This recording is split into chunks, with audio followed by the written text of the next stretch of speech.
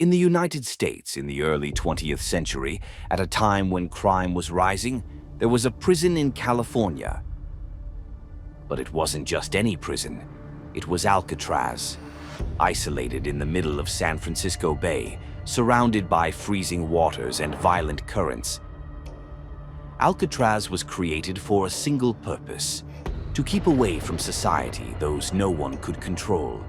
The place became known as the Rock, because anyone who entered, theoretically, would never leave. Alcatraz didn't hold ordinary prisoners. It held the worst of the worst. Among them, one name stood out: Al Capone. One of the most famous mobsters in history ended up behind bars in Alcatraz. And even with money, influence, and power inside those walls, he was just another number. Small cells, constant silence, strict rules. But the real punishment wasn't physical. It was psychological.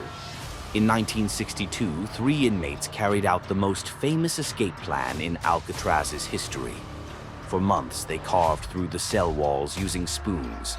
They created fake heads to fool the guards. And on a silent night, they vanished. They were never found.